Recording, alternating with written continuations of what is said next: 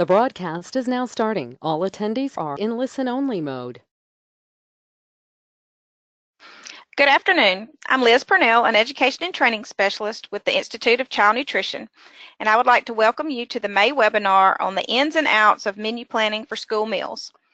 The Institute of Child Nutrition has collaborated with USDA to host monthly webinars that were created to enhance the operation of school nutrition programs. They are designed to allow practical ideas to be shared by operators in the field, along with more technical information and available resources from USDA and allied organizations. The webinars serve as a platform for networking and provide an opportunity for all school nutrition professionals to discuss issues and provide solutions and best practices for key areas in school food service.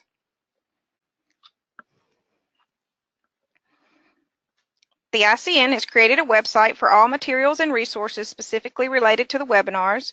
You can find the information on our website at www.theicn.org. Thank you for joining today's webinar on the ins and outs of menu planning for school meals, where you will learn how to revamp and streamline your menu planning process by hearing some best practices and tips from two seasoned school nutrition professionals. They will share how they have successfully mastered the art of menu planning and student-approved meals. USDA Team Nutrition will also share their valuable menu planning tools to help school nutrition professionals plan menus that meet meal pattern requirements and nutrition standards. I'll take just a brief moment to introduce our panelist. Josh Mathis Meyer will start us off today. He is the Director of Nutrition Services at Kansas City, Kansas Public Schools. Becky Landis, the Food Services Manager for Manchester Community Schools in North Manchester, Indiana, will present next. And then we will hear from Heidi Bishop and Natalie Partridge, who are both nutritionists with USDA's Food and Nutrition Service. After the panelists' presentations, I will close us out with an update on training resources and some brief announcements. During today's webinar, all attendees are muted. There will be time for questions following each speaker's presentation. If you have a question, please type it in the question box on your screen. We will try to get to as many questions as possible, but due to time constraints, every question may not get answered during the live webinar. So now we'll go ahead and get started. And Josh, I'll turn it over to you.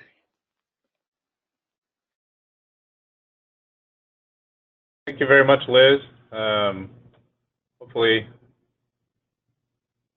everyone can see my presentation now.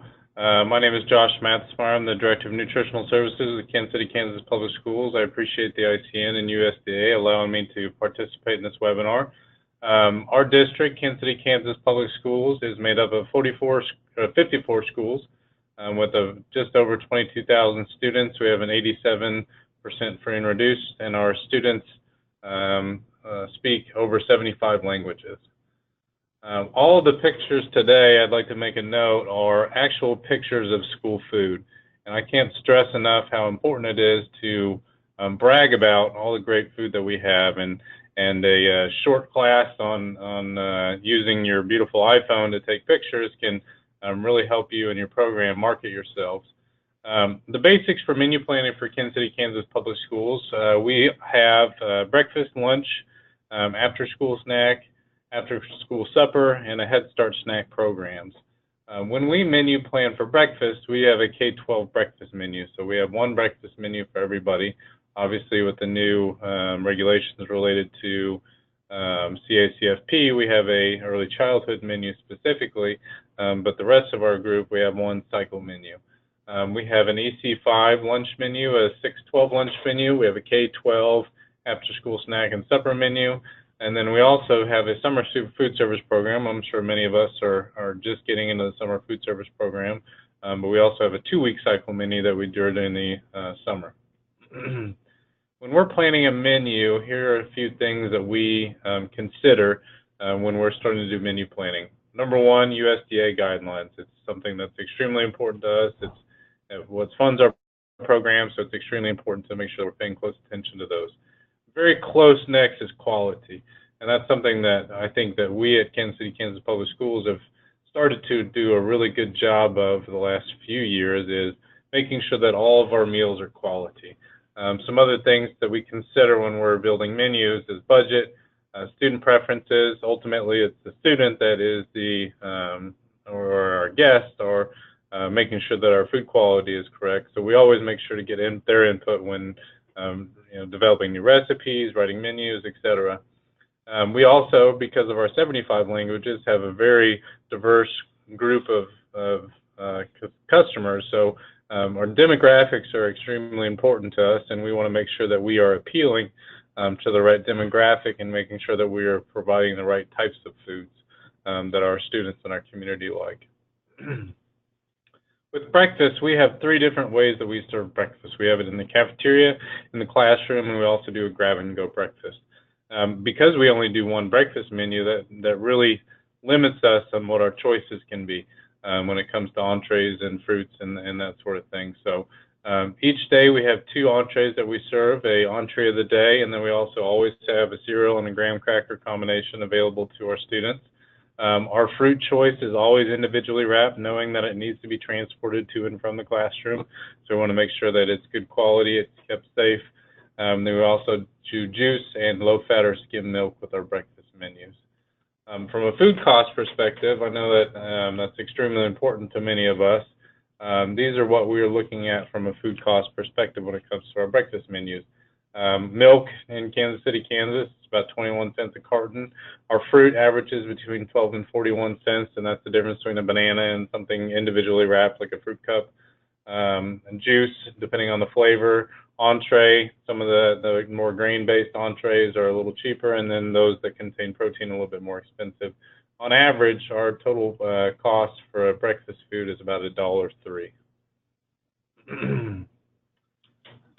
When we are looking forward to our breakfast and what our menus are going to look like in the future, we have a few points of emphasis that we're planning on focusing on. Number 1 is hot breakfast. Our students enjoy and participate more in hot breakfast. We know that's extremely important to them. So how do we provide good quality hot breakfast is something that we are focusing on moving forward. Also, having protein. As a dietitian, I know how important protein is at the beginning of the day. So we know it's expensive, but we also know it's extremely important. So trying to incorporate as much protein in our meals, our breakfast meals, as possible. We also like to try and remove the junk food, I like to call it. So some of those cereal bars and graham crackery, cookie type things. So we're trying to phase those out. We know they're extremely popular, but how do we replace them with something that's a little bit more wholesome? And then having fresh fruit and making sure that everything is individually wrapped. So that kind of wraps up breakfast menu planning. When we start shifting our lunch menu planning, we have a lot more considerations, a lot more ability to be creative when it comes to our lunch menus. And I also won't hesitate to say that at Kansas City, Kansas Public Schools, we decided 2 years ago that we wanted to bring somebody with the expertise in food quality on board, and we budgeted for and hired a chef as a part of our team to help round out the picture when it comes to food quality, and somebody has that expertise was extremely important to us and has shown to be extremely successful. For our secondary schools, our middle schools and high schools, we have a somewhat diverse menu with 3 hot entrees and 4 cold entrees that we serve every day.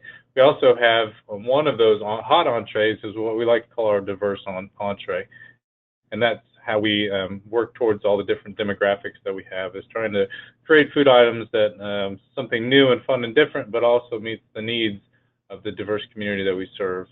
At the elementary schools, we have a lot more challenges from a facility standpoint, so we offer 1 hot entree and 3 cold entrees every day. And then for fruit, we have a fruit of the day, either fresh, frozen, or canned, and then we always have a fresh fruit basket offered, and we typically put it right next to the cashier stand for those kids that maybe forget or maybe choose to forget to grab their fruit or vegetables so they don't have to work upstream. And then vegetables, we do not have the capacity for salad bars at this point. So at the secondary level, we try and make our serving lines look like salad bars by offering many different choices when it comes to vegetables. Food cost is very similar to what our breakfast was, with the added cost to the vegetables and definitely more in the entree. Points of emphasis when it comes to lunch, and I got a little bit ahead of myself because I put chef on this slide, but quality, quality, quality. We are so focused on quality.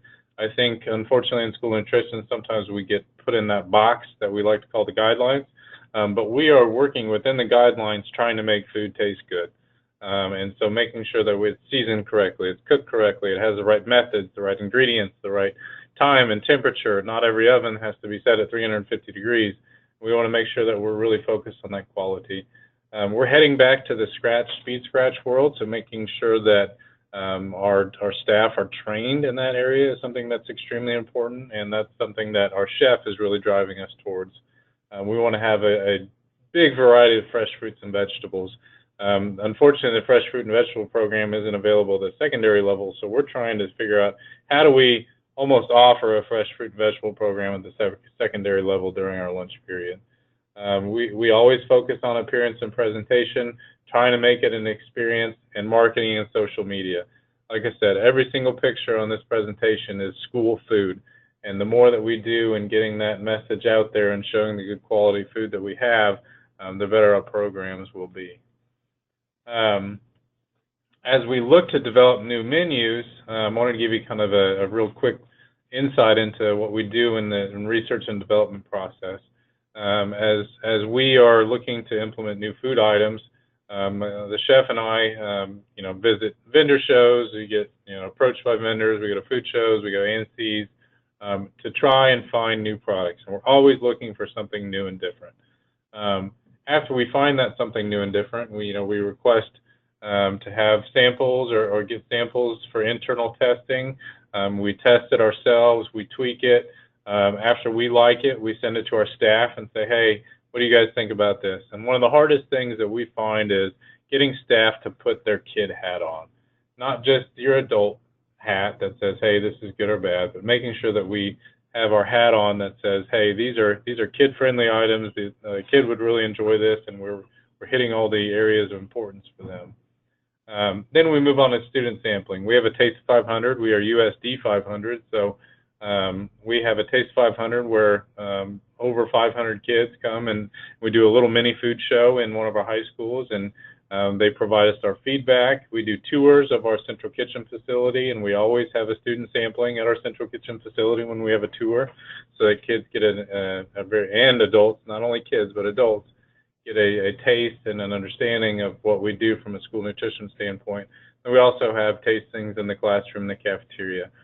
Finally, after it hits all those, it goes before a menu planning committee to decide where it's going to fall on the cycle menu, and then finally it falls on our cycle menu. Just wanted to give you a taste, literally, of some of the things that we're working on for next year's menus. Spicy barbecue Korean rice bowls, buffalo chicken pizzas, some deli sandwiches made with a cracked wheat loaf, kind of looking more like the Subway style, different salad varieties, chicken rice bowls, chicken Alfredo. Everything in Kansas City, Kansas has to be spicy. We can't make it spicy enough, so you'll still see fresh pico de gallo and fresh jalapeno slices on our menus every single day next year. And I appreciate the time to present to you today. And if there are any questions, I would be happy to take some, and please go ahead and type them in the chat box.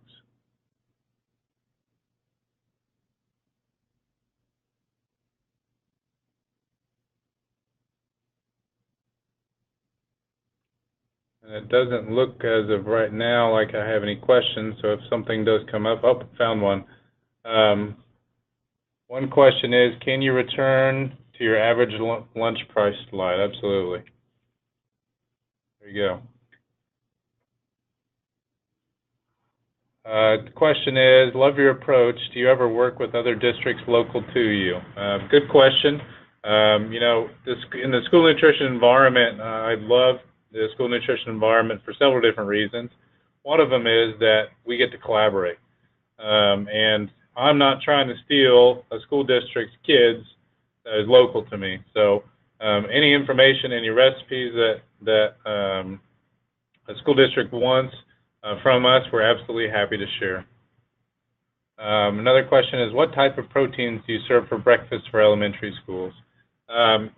Anything from a breakfast burrito to a biscuit sandwich, sausage, Pancake on a stick is an extremely popular item for us. So as much as we can, we know it's expensive, but it's definitely something that we're very interested in. Another question, how do you get vendors to participate in your sample taste testing? Vendors, you know, they're a good partner for us. And so if a vendor knows that, you know, when we ask the vendor to participate in our Taste of 500, they know that we're serious because we've taken the time to vet that product out, and we just want the student's stamp of approval. So the vendors are very aware that these products will or could end up on our menu, so they're definitely interested in participating. We meet with them regularly. If they call and say, hey, I got a broker calls and say, I got a vendor in town, I always say yes, no matter how busy I am, because they do so much for us that we want to make sure that we're you know, answering the call when they call. Do you use commodity products? I'm probably the only person in this webinar that is a non-commodity state, so unfortunately I don't have an answer to that question, but the answer is no. Do you have recipes available to share? If anybody would like any of the recipes that I have or has ideas, they're absolutely more than welcome to contact me. Hopefully ICN will provide contact information, and we'd be happy to contact you and share anything that you'd like. Where did you get your recipes for menus next year? We develop them ourselves. We start with ideas. Sometimes it's we're in the airport walking through, seeing a new item. Sometimes it's commercials. Sometimes it's Food Network. You know, we're trying for new and different things, so we're trying to invent the wheel instead of reinvent the wheel. How do you conduct your mini food show to students? We have students come and we pay for transportation. They come to our high school. We set up food show environment. The kids come through, they taste the products, they vote on the products, and then the students at the high school take the data, analyze it for us, and provide recommendations. So it's a huge benefit to us, but it's also a good partnership with the high school. How long is the typical lunch period for your secondary schools? Typically about 35 minutes. How much time do you allot for research and development before an item goes on the menu? You know, we start now for next school year, so as we're coming up with ideas, some things fall off and some things stay on, but we always tweak along the way and make sure that we're having plenty of taste buds trying them. We are a CEP district, and how do we advocate for a chef? You know, we had the budget, fortunately, that we were able to find room for a chef, and we decided that was the direction we wanted to head. I'll take a couple more because I know we're short on time. You mentioned you have a menu planning committee. Who's on the committee? We take volunteers within our staff. We like to have members from our cafeteria managers down to cooks, and everything in between to make sure that everybody's eyes are on it from their lens. We want to make sure that, you know, we're not missing something like a production issue or something like that. And the last question is, let's see, do you market using a digital menu? That's a good question. We're actually putting out a bid, an RFP, for digital menu boards. Looking forward to displaying all these wonderful pictures that we have, so that hopefully we can recruit some new customers to us. I think I've probably gone over my time, so I'd like to turn over the webinar to Becky. So thank you all very much.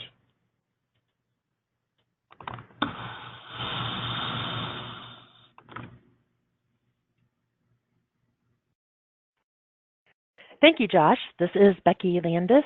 I am a food service director for Manchester Community Schools. I've been a director for 9 years and in the field of child nutrition for 17. I'm from the opposite end of the spectrum. I'm from a school district of approximately 1,600 students, and putting together a menu is one of my favorite tasks. I'm always on the lookout for a new idea, the latest trend, or listening to a student express what they would like to see on the menu. I think menus are like putting a puzzle together. Sometimes you just have to keep turning the pieces until they fit. One of the important things I do is educate myself. I feel you need to have a good understanding of the rules and regulations regarding the child nutrition program.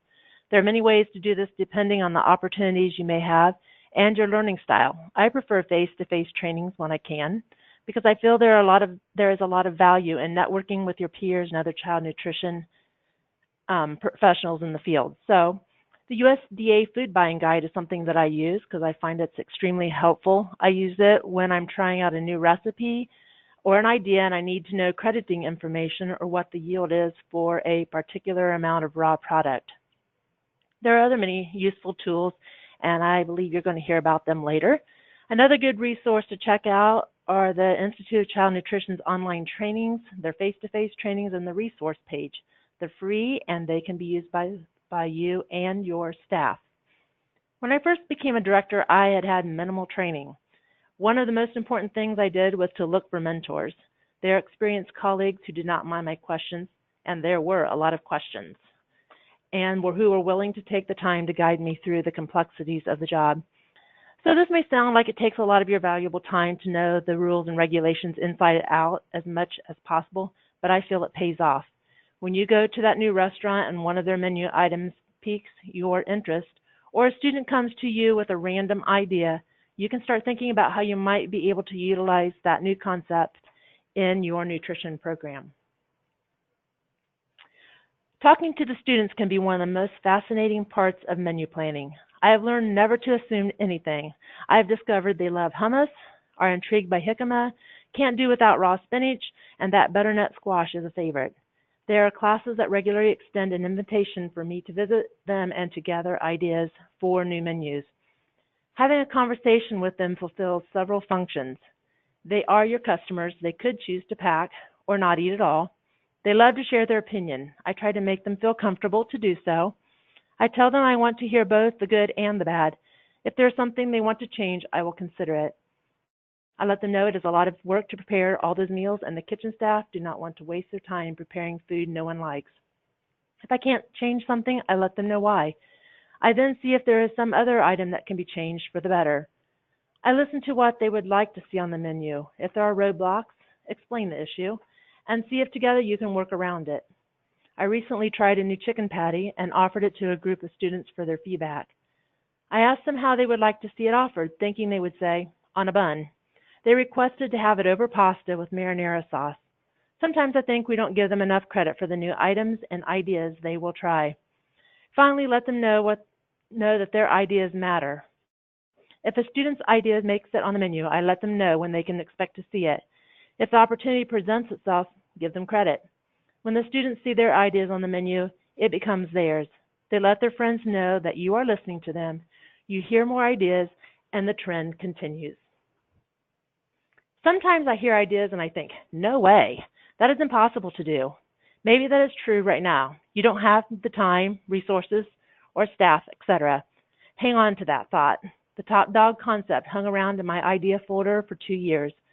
So until the time is right, check out what new products your vendors might have by going to food shows or contacting them for information. If you're thinking about serving local foods in your cafeteria, visit some farms. Attend a variety of farm-to-school conferences and workshops to learn what is available and to grow your network. Research the nutrition and crediting information so that you know what calorie, fat, and sodium levels you are working with. You can find that information from manufacturer statements, CN labels, and standardized recipes from the USDA or a colleague.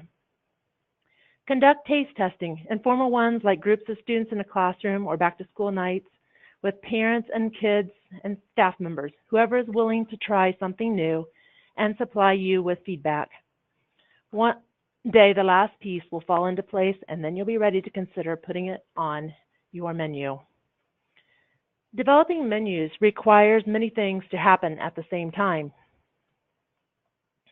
Excuse me. I'm getting ahead of my slides. Developing menus requires many things to happen at the same time. Meal patterns, budget requirements, student taste preferences, and meal value perceptions are all pieces that must fit together to make a successful menu. I usually start playing around with what I call the preferred menu, taking what I have learned from students and the research on items that I have done. I start placing them in a week. I'll take a look at the resources that I have. How much is this going to cost? Do I have the right balance of higher and lower priced items? Have I met all the calorie, sodium, vegetable subgroups, etc. requirements? If the cost is too much, maybe I need to place some of the more expensive items on another week or in another month. One of the things I like to do is take the USDA Foods brown box items and utilize them to cut costs where I can. For instance, we have quite a few recipes that use diced chicken, like barbecue chicken pizza, chipotle chicken on flatbread, and enchilada chicken for the build a burrito menu. A couple of our more successful menus are the made from scratch soups in the winter months, and also the things that we put on the salad bars. If you're thinking about menuing local products, make sure you let the parents, students, staff, and community know. This can alter their perception on the value of your program's meals. Think about theme days to help build participation. Ask your students to come up with names. Brainstorm with your staff on presentation and marketing. Theme days make lunch or breakfast seem more special. What about staff training? Are the staff able to prepare any new items that are on the menu? Taking time to train and answer their questions makes the preparations go much smoother. Know the equipment you have available and the timing that will be needed to have everything ready when the lunch bell rings. Sounds like a lot of work? It is. Cycle menus are a good tool to use. They can help manage the amount of time that is needed to plan menus. They can be utilized from year to year as long as the regulations do not change. It helps with budgeting and inventory. I think it is always a good idea to revisit them periodically to make sure they are doing what you need them to do. Are your students eating? How much waste do you have? Do the parents think the meals are a good value for their money? Are the staff struggling to keep up with the workload? Menus are the heartbeat of your operation. If you like to move the pieces around to change it up a little bit like I do, that's great. If not, steal from someone else. It's not a crime. Then personalize it to fit your needs. I have never encountered a colleague who was not willing to share what they know. Someday it may be your turn to help someone else. Purchasing supplies is a process that is an integral part of the menu planning at all stages. When you're doing your research on new ideas, you will need to think about how this will fit into your budget. Whether it is a special theme day or a standard meal in your menu cycle may determine what method of procurement you use. This is where all the training you have done is very helpful. The procurement method may depend on whether the item you need is a specialty item, a local food item, or something that you are able to purchase from your mainline distributor. Always check the quality. It's difficult to prepare delicious, nutritious meals with substandard products. Collecting feedback can be very rewarding and informative. Seek out honest opinions. It's too much work to prepare a meal they will not eat. So we are looking for healthy students, not healthy trash cans. So make it safe for negative feedback, but insist on being done in a respectful manner. Debrief with the kitchen staff. Consider what they are saying and respond as needed. Make it a sharing of ideas as much as possible. They will feel valued and take ownership in what they do. Most of all, celebrate your successes. The thank yous from the students, the network you have developed from other professionals in child nutrition, and other areas that you have formed partnerships with are the rewards of a successful menu. At the end of the day, realize that some of the best meals your students may have access to is in your cafeteria. You can make a difference. And that concludes my presentation. And if you would like to ask any questions, you can type that in your chat box now. Thank you.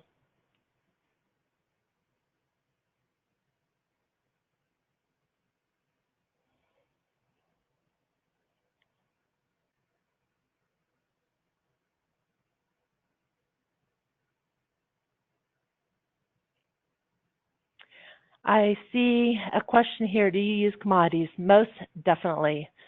I use raw commodities. We do a lot of scratch cooking, so we use the raw commodity beef. We do a lot of diced chicken products, anything that I can actually take and use it as a basic ingredient for recipes and change it up however I want to. The free and reduced percentage in my district is 50%. What is the top dog idea that I referred to? And can you explain how I made that happen. Well, actually, it was the kids that made it happen. I did go to a classroom, and it was a concept that I had kind of seen in Chicago, like a hot dog stand or a hot dog truck, and kind of took it from there. So I went to a class and said, what would you like to see? And they like guacamole on hot dogs. So I tried not to think that it was too crazy of an idea. It was just then up to me to take that idea and see how I could make it work in the meal pattern, meeting all the requirements. What are some examples of theme days? Some of the theme days that we do are build a burrito. We've had a waffle cafe. We do breakfast for lunch. We have top your own hamburger and chicken, where there's lots of fresh vegetables and things that they can choose from. And how do I deal with a grab-and-go breakfast situation and still stay within nutrition guidelines? At this point, we do not do grab-and-go. We serve hot breakfast in all of our cafeterias in the cafeteria. What do we charge our students for breakfast and lunch?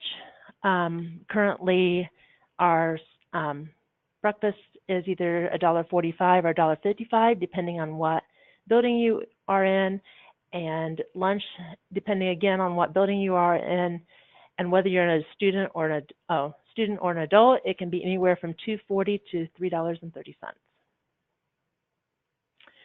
Another question is, do you have any schools that have gardens that you can use produce from? No, I live in a rural area, so I have lots of farmers who are willing to follow the guidelines that I need for them to follow, such as health department and inspection guidelines, that are more than willing to put a bid in for the produce and the proteins that I can use in my program. Do I conduct a nutrient analysis for my salad bar? Yes, of course.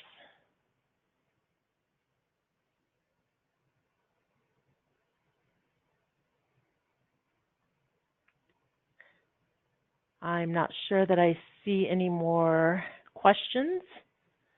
So in the interest of time, I will turn this webinar over to Heidi, and thank you for listening to my presentation.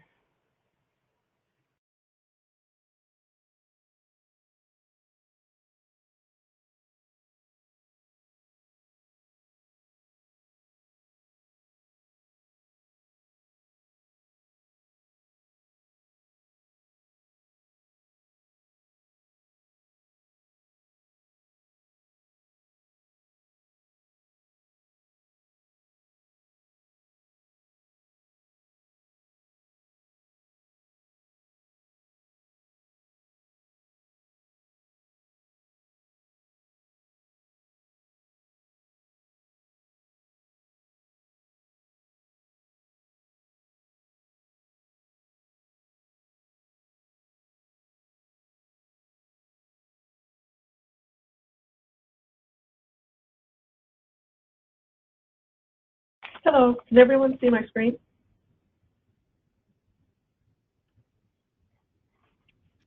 Hello? Hey, Heidi, no, we're not seeing your screen. Have you hit the show my screen button? Yes, we did hit it.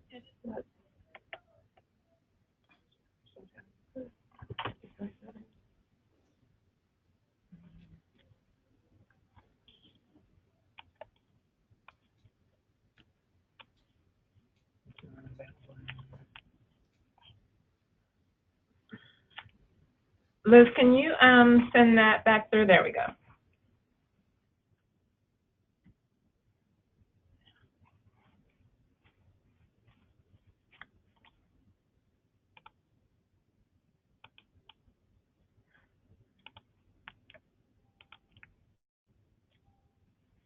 All right, does that look good? Heidi, if you would, go ahead and click that display settings button and swap the screen.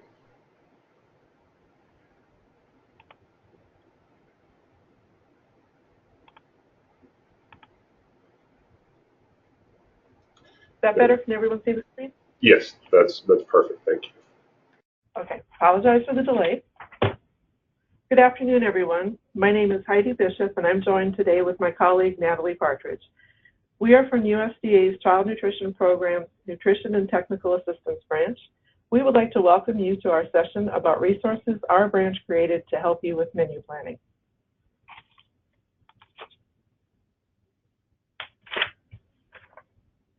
Team Nutrition has developed many tools to assist child nutrition program operators with creating a menu plan that meets CN nutrient and meal pattern requirements. These tools include standardized recipes, the food buying guide, USDA-approved software, professional standards resources, and the CN labeling verification reporting system. I will start with the USDA standardized recipes. These recipes provide child nutrition program operators with delicious new dishes to assist them with meeting child nutrition meal pattern requirements. These recipes were developed to include even more legumes, whole grains, and/or dark green, red, and/or orange vegetables than before. The recipes have been standardized to provide consistent quality and yields. They also provide updated crediting information for the vegetable subgroups, fruits, meat and meat alternates, and grains. Here we show 5 out of the 200 new recipes. From the left to right, they are Chinese-style vegetables with tofu, a mango smoothie bowl, baked tilapia with crema sauce, spring rolls, and jaffa rice. The new standardized recipes can be found on our Team Nutrition site at the address shown above. An additional recipe project we have available for CACFP is the Multicultural Recipe Project. While these recipes are targeted toward the CACFP audiences, schools can also use and adjust the quantities if needed. Before starting this project, we completed a needs assessment for CACFP in 2013. That assessment showed us that child care providers wanted more recipes that reflected different cultures. We have now released 40 standardized recipes for CACFP that were inspired by various regions and cultures from around the world. They are from areas such as Central and South America, which includes Mexico and the Caribbean, North America, which includes the native tribes and southern cuisines, Africa, Europe, which includes Italy, France, Hungary, and the Mediterranean, and Asia and the Pacific Islands, which include India and the Middle East. We focused on increasing intake of whole grains and vegetables with tasty dishes like sauteed tofu and broccoli, tabbouleh, quick quesadillas, and squash casserole. All of the recipes in this collection are available in yields of 6, 25, and 50 servings, and they all include a CACFP crediting statement. Recipes were sourced from the USDA CACFP Technical Assistant Workgroup members, state agencies, providers, and others. All recipes were tested by providers before standardization to ensure they were appealing to CACFP participants and would work well in the real world. The recipes were taste tested again by providers and program participants as they were developed for standardization. Nutrition education lessons and parent handouts will also be developed to complement this recipe collection. The Team Nutrition Recipes for Healthy Kids cookbooks have been available since 2013. They provide recipes with quantities appropriate for homes in servings of 6 and for child care centers in servings of 25 and 50. There are 30 recipes in total. These recipes won a nationwide competition and were developed by teams consisting of students in grades 4 through 12, school nutrition professionals, chefs, parents, and other interested community members. The recipes in the cookbook feature foods both children and adults should consume more of: dark green and orange vegetables, dry beans and peas, and whole grains. All of these healthy recipes are low in total fat, saturated fat, sugar, and sodium, with fun names like porcupine sliders, smokin' powerhouse chili, and squish squash lasagna. These kid-tested, kid-approved recipes are sure to please children and be an instant hit. Here is the table of contents from the Recipes for Healthy Kids cookbook. As you can see, there is quite a variety of recipes to choose from. Salads, soups, stews, and wraps are just a few examples. There are recipes for each and every season. Team Nutrition also provides a recipe newsletter. If you subscribe to correspondence from Team Nutrition, you should be receiving our monthly recipe newsletter. To sign up for our newsletters, go to the Team Nutrition link shown on the slide. Now that you know about our various recipe projects, let's go deeper into the anatomy of a standardized recipe. This slide shows the information available for each delicious standardized recipe. Our USDA standardized recipes are offered in a number of serving quantities and include yield information, ingredients, measurements, cooking directions, and nutrient analysis. If you scroll to the bottom of the recipe page, additional information is available, such as crediting information, which you can see circled in red at the bottom of the screen, food safety critical control point time and temperatures as shown in step 7, and as shown on the left side of the recipe, a marketing guide to help providers purchase the correct amount of fresh foods to make the recipe. Another valuable tool we have created to help with menu planning is the food buying guide. The food buying guide helps you to determine the appropriate amount of food to purchase when preparing recipes. The food buying guide is a technical resource that serves as the essential tool for food yield information for all child nutrition programs governed by the USDA. There are meal patterns in place for each child nutrition program. The food buying guide is used by program operators to obtain information for determining the quantities of food to purchase for meals and determining the contribution each food makes toward the meal pattern requirements. This publication historically has been used by child nutrition program operators as well as food manufacturers. At the request of FNS stakeholders, we have streamlined the process to access food yield information and enhance the functionalities of the food buying guide for child nutrition programs. As you know, it was originally a print resource, and we have brought it into the technology era. The food buying guide has now gone digital with a mobile app and web-based interactive tool. The food buying guide mobile app was just released on January 24th of this year, and the food buying guide for children nutrition programs interactive web tool was released in the summer of 2017. From the interactive web tool, you can download and print a PDF version of the food buying guide. However, for purposes of today's presentation, I'm going to focus on the interactive technology-based tool.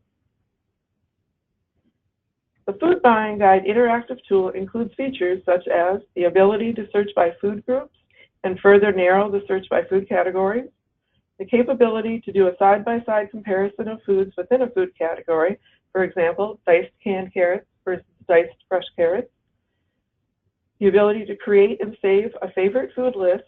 Items in the favorite food list can be populated and utilized for later use. The interactive tool also contains an exciting resource that you can use to determine meal pattern contributions for recipes, the Recipe Analysis Workbook. The Recipe Analysis Workbook, or also simply known as the RAW, is another component of the interactive food buying guide. It can be used by program operators to determine the meal pattern contribution for their recipes.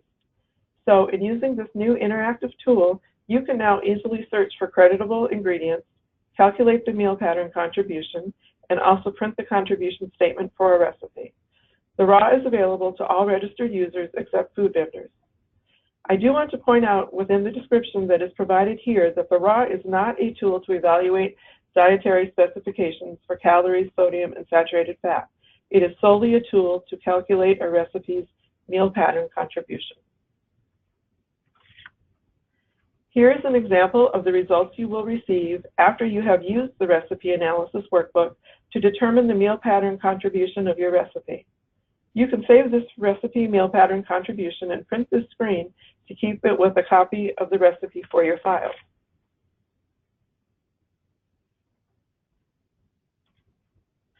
The Food Buying Guide mobile app includes many time-saving features for users, such as easy search and navigation of food yields for over 2,100 foods typically served in child nutrition program settings, food yield comparisons to determine the best food to purchase, and the ability to create favorite food lists.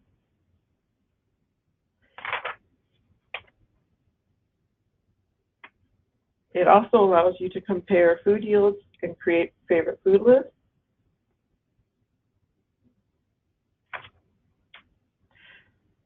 Additional resources related to meal pattern requirements and menu planning for C&P operators. The app also provides access to the appendices and other helpful information available on the interactive food buying guide. We have received extensive positive feedback related to the release of this mobile app. This is the Team Nutrition Food Buying Guide mobile app website listed on the slide, which includes information on the app as well as a direct link to the Apple App Store and the Google Play Store. Download it today. Here is a screenshot of the Team Nutrition Food Buying Guide homepage, and the link to access this site is available at the bottom of this slide. I'll go back and leave that slide up for just a moment so in case you want to write down that link. That completes my presentation. Does anyone have any questions? If you do, you can type them in the chat box.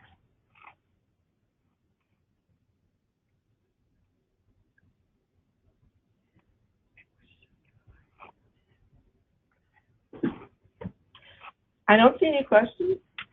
So there is one thing. If you had a question regarding why the raw is not available to food vendors, that is because food vendors are able to utilize our product formulation statement workbook, and that's more appropriate for the needs that they have. So we'll go ahead and I'll pass the presentation on to my coworker, Natalie Partridge.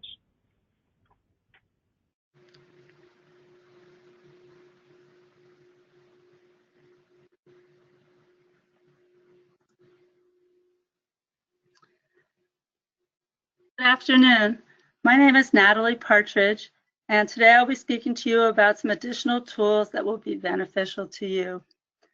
First, I will discuss the software that is approved by USDA to analyze menus. USDA evaluates and approves two types of software for use in the school meal programs. The first is nutrient analysis software approved for use in the school meal programs.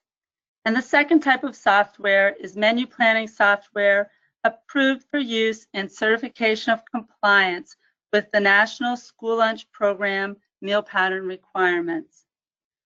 All software is submitted to USDA for review voluntarily by private software companies. All submitted software undergoes a rigorous standardized evaluation process to ensure that all the requirements for the software have been met before it is approved. Now let's go a little bit deeper into the nutrient analysis software that is approved by USDA. Approved nutrient analysis software analyzes food items or ingredients, recipes, and menus for saturated fat, calories, and sodium using data from USDA's Child Nutrition Database. The Child Nutrition Database is a nutrient database managed by USDA that is required in the approved nutrient analysis software. It includes the data from USDA's database for standard reference, for USDA foods, for USDA standardized recipes, and from food manufacturers for products marketed to schools. This database includes 18 nutrients, and while the software is required to include the 3 nutrients with dietary specifications, calories, saturated fat, and sodium, the additional nutrients may also be included in the software. Software approved for nutrient analysis may be used for analyses needed for administrative reviews, certification of compliance, and smart snacks. There are currently 17 software approved for nutrient analysis, 13 of which are also approved for certification of compliance. Now let's take a closer look at the certification of compliance or menu planning software. The approved certification of compliance software is an alternative to the FNS worksheets or 6 Cent tool The requirements for this software are based on those FNS worksheets. For assessment of calories, sodium, and saturated fat for additional reimbursement, the approved certification of compliance software may include a simplified nutrient assessment, similar to the simplified nutrient assessment on the FNS worksheets, or the software may also be evaluated and approved for nutrient analysis. Software approved for certification of compliance may also be used for breakfast with state agency approval. There are currently 14 software approved for certification of compliance, 13 of which are also approved for nutrient analysis. Next, I will describe 2 professional standards resources. The Professional Standards Training Database allows school nutrition professionals to search for training that meets their learning needs in one easy-to-use website.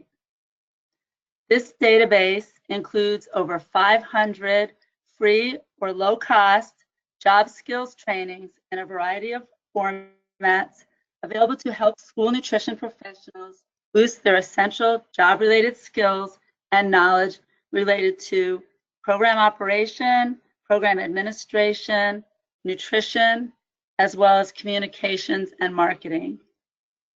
And the database is searchable by training category. The training listed in the database includes training that is available online, including webinars, as well as in-person trainings. Each listing contains information about the training, including how to access the training, the developer, date, learning objectives covered, and more. As a companion tool to the Professional Standards Training Database, to help school nutrition professionals keep records of training hours as required by professional standards requirements, Team Nutrition created the Professional Standards Training Tracker tool. And the version 2.0 of the Professional Standards Training Tracker tool is now available. So now state agencies and school food service authorities can keep track of all training for an individual or for an entire staff. This new online version provides great features such as auto-populating the school contact information to easily set up your profile, allowing managers to set up an employee roster and enter or edit training records for multiple employees at once, and also running different types of reports. This tool also provides a list of trainings from the Professional Standards Training Database that users can select, and the course information and training hours will auto-populate, making this tool more user-friendly and easy to navigate. To access the Professional Standards Training Tracker tool application online, an e-authentication account is needed, and users log into the tracker tool using their account, much like is done for the food buying guide. On the home page of the Professional Standards Training Tracker tool, the tool shows the user how many training courses and hours have already been recorded and how many hours remain to be completed to fulfill the annual training requirement. After a user has met the required training hours, a notification that the requirements have been met will appear on the home page. The user can then create a certificate, which can be saved or printed for the user's records. I also want to mention that we are doing a webinar on June 6th at 1 o'clock Eastern Time that is only about the Professional Standards Training Tracker tool, and that will showcase the enhancements that were made with version 2.0. An announcement was sent out this week, but if you have questions, you can contact us at the Team Nutrition email address, which will be shown at the end of my presentation. Another great resource available to program operators and manufacturers is the CN Label Verification Reporting System. USDA developed this system to assist state agency reviewers, CN program operators, and the food industry to verify the status of a CN label and the validity of a CN label copied with a watermark. The verification system produces two comprehensive reports. The CN label verification report, which not only provides the status of the label, but also includes the serving size and the meal pattern contribution of the product. The second report provides the manufacturer's contact information. This is a sample of what the CN verification report looks like, and it can be accessed at the link provided on this slide.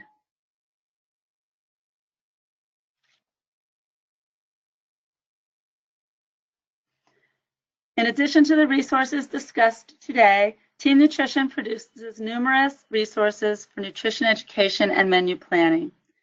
Please note the Team Nutrition email address to contact us if you have questions later, and be sure to follow us on Twitter to stay on top of all the latest Team Nutrition news.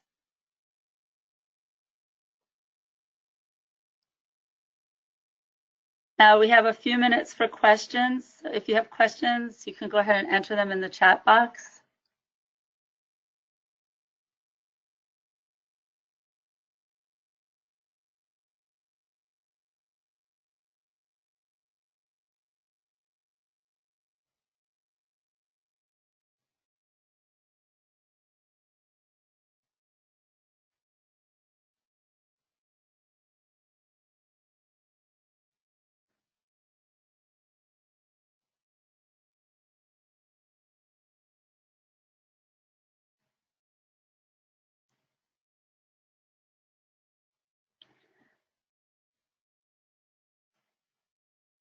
Okay, I have one question.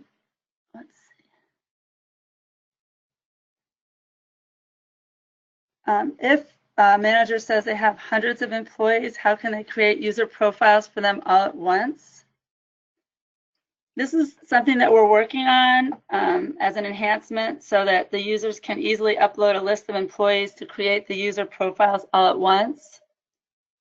Until this enhancement is in place, the contractor will take care of it on the back end starting next month in mid-June, and the user who needs this done can contact us with a request.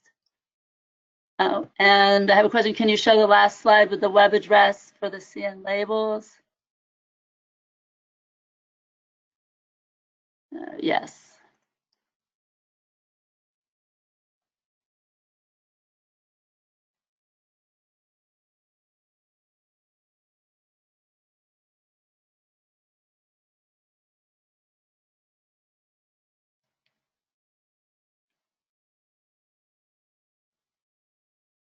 And there's a question, so could I use a pre-made chicken salad and bread bowl and enter for a recipe to get the meal contribution breakdown? It's possible you could do that with the recipe analysis worksheet, but without seeing the actual recipe, it's hard for me to direct you exactly what can be done with that.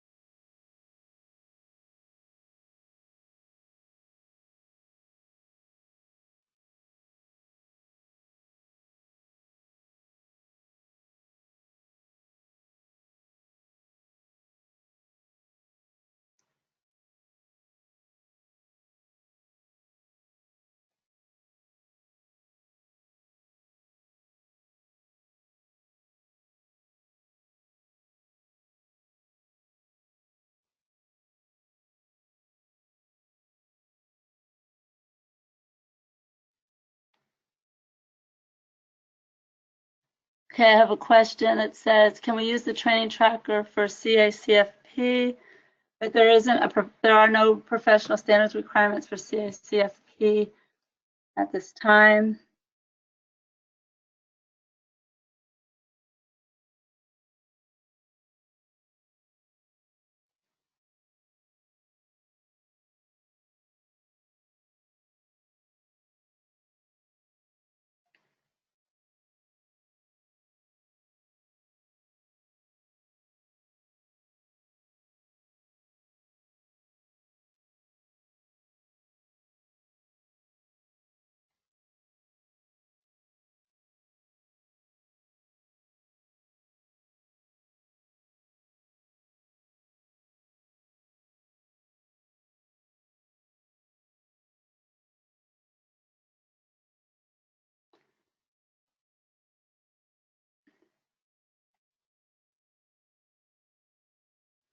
Okay, in the interest of time, I'm going to stop here. If there were some additional questions that we may be able to answer for you directly or through ICN. And now we'll turn it back over to Liz.